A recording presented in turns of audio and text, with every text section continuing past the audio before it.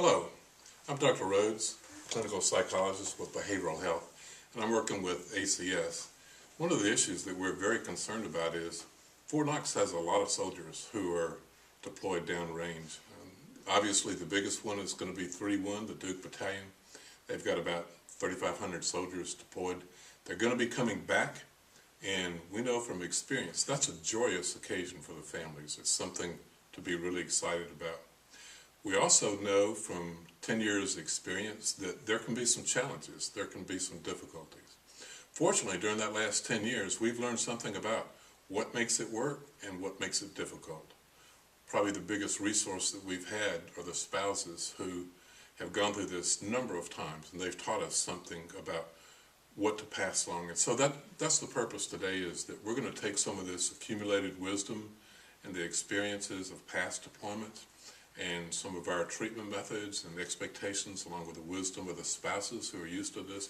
We're going to try to pass this on so that people know what to expect, they know the rough spots, they know some of the things to avoid, and they know how to make it as smooth as possible and as enjoyable.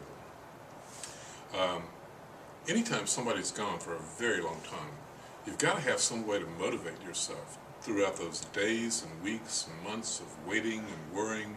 And one of the things that we do is we start making up wonderful things. We say, when my soldier gets back, we're going to do this, and we're going to do that. And you build up a fantasy, if you will, and that's a wonderful thing. That gives you something to hold on to imagine. It's a way to reward yourself with the thoughts of what's going to happen, some anticipation. And so I would say cultivate that. One of the things that really helps, though, is to sit back and ask yourself just exactly, what are my fantasies? What am I imagining? And talk to your soldier. If you can talk to him or her, talk to them and find out what your soldier's expectations are and compare those with yours. And once you've done that, then it helps to sit back and make kind of a loose plan. Nothing real rigid, nothing concrete, but taking your soldier's input and your input and thinking about how you can match that up and make a plan. And the next step after that is to step back. Ask yourself, okay, I have a plan. Is this realistic? Can it really be done?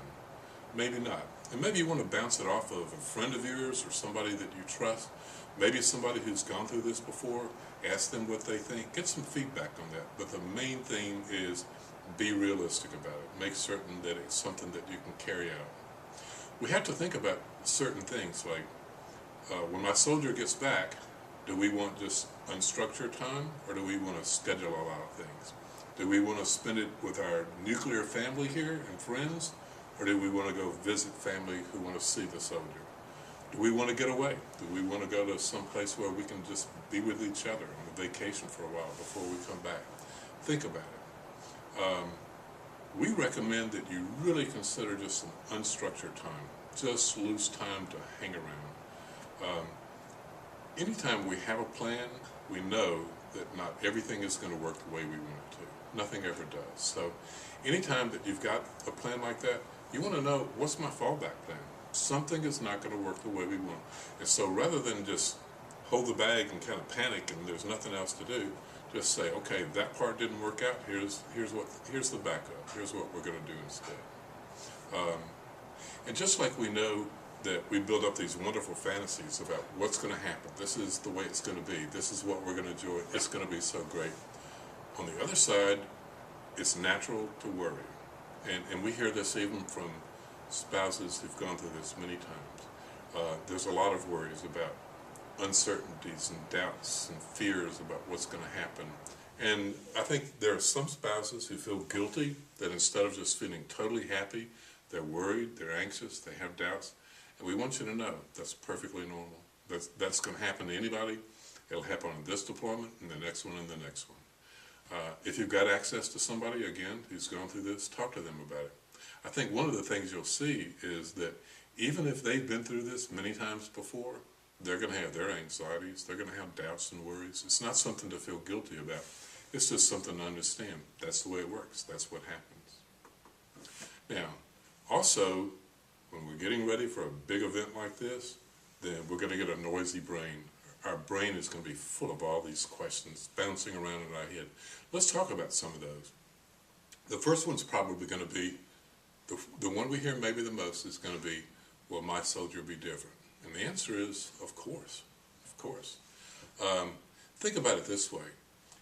If you and your soldier had been here for a year, and we looked at you a year ago, and then we looked at you now, you would be different people. You would have different experiences. You would have grown and matured. Your relationship would have evolved some. So imagine, if your soldier's been deployed in a combat situation where the primary focus has been just to do a good job and to stay alive, you've been here, you've had to operate by yourself, you've had to be independent, make all the decisions. And if you've got a family, then you're a single parent of the kids. And some of our spouses here, not only are they single parents of the kids, they have a full-time job, and they're carrying out everything. They're doing the shopping, the paying the bills, the finances.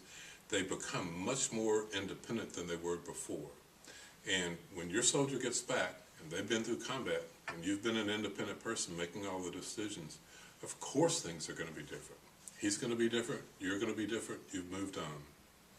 I think another question we hear a lot, well, I need to change how I do things. Yes, in the long term.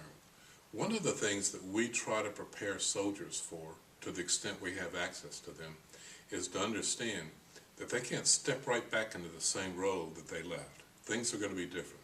Their spouse has been running things. They've been in charge, not necessarily because they like to be in charge, but because they had no alternative. So they're used to making the decisions, running things.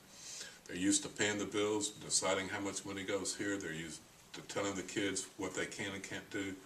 They've been in charge, and so when the soldier steps back in, we want to make certain that they understand, give it some time, give it a break, understand that this is going to take some patience for them. And talk to your soldier about that. Just say, you know, you've been away and I've had to do these things. I want to get back to the point where we're partners again and we share some things and we know what our roles are, but it's going to take some time and it's going to take some patience. We hope the soldier understands they can't step back in, and they certainly can't step back in and start taking charge.